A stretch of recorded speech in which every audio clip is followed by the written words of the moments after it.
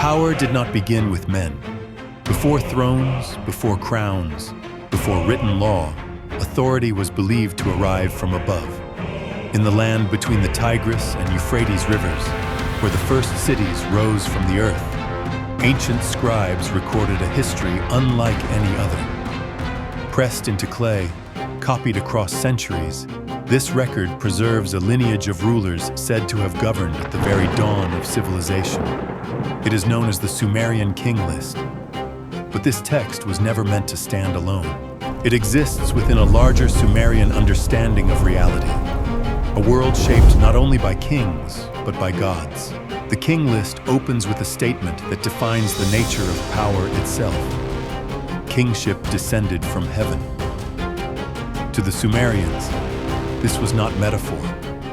Kingship was an institution established beyond the human world and imposed upon it. At the center of this system stood a collective known as the Anunnaki.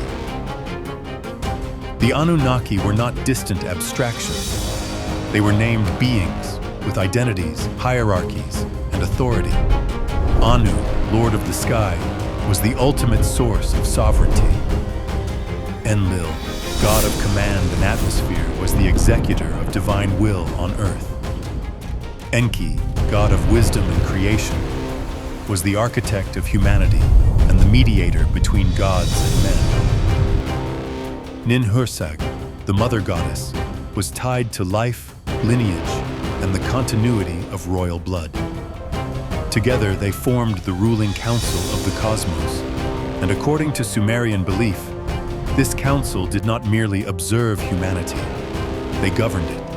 The King List describes a time before ordinary human rule, a primordial age, an age when the Anunnaki were believed to oversee cities directly, establish temples, and appoint rulers. The first king named is Alulim. His reign is recorded as 28,800 years. After him came Alalngar, who ruled for 36,000 years. These figures are not explained away. They are written plainly, as history remembered within sacred time. During this era, kings were not independent rulers. They were administrators, intermediaries between heaven and earth. Each city belonged to a god. Eridu was under Enki's authority. Nippur functioned as Enlil's command center. Uruk stood beneath the influence of Inanna, goddess of power, fertility, and war. Kingship did not pass through bloodlines alone. It moved by divine decision. The King List reflects this exactly. Authority transfers from city to city through sanction. Bad Tibira, Larag, Zimbir, Shurappak. Each transition marks a shift in divine oversight. Kings were installed through ritual, crowned in temples, bound by oaths sworn before statues of the gods. The symbols of rule, the rod, the ring, the crown, were understood as instruments of Anunnaki authority. Some rulers were remembered as more than human. One name stands apart: Gilgamesh, king of Uruk. He is described as possessing extraordinary strength, unusual wisdom, and a lineage that defied ordinary origin. According to tradition, Gilgamesh was 2/3 divine. This was not allegory, it was genealogy. His reign marks a turning point, where the age of direct divine oversight begins to fracture. Then the King List records a decisive rupture, a flood. The final king before this event is named Ubaratutu.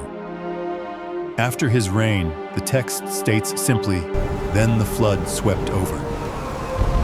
In Sumerian tradition, the flood is not an accident. It is a judgment. Enlil orders humanity's destruction. Enki intervenes, warning the righteous and preserving life. When the waters recede, the world is no longer the same. The Anunnaki withdraw. Kingship returns, but diminished. Reigns shorten, lifespans collapse, cities become permanent, writing becomes administrative, power becomes bureaucratic. The gods no longer rule openly, but they are never absent. Temples remain at the center of cities. Kings rule by the will of Anu and Enlil. Inscriptions invoke Enki for wisdom and Inanna for victory. The King List continues to be copied, preserved, and revered as memory, a record of a time when kings did not rule by human authority alone, when civilization itself was believed to be designed, regulated, and sanctioned from beyond the earth. The Sumerian King List does not explain the Anunnaki. It assumes them. And in doing so, it leaves us with one of humanity's oldest questions. If kingship truly descended from heaven, who were the beings who sent it? And why did they step away?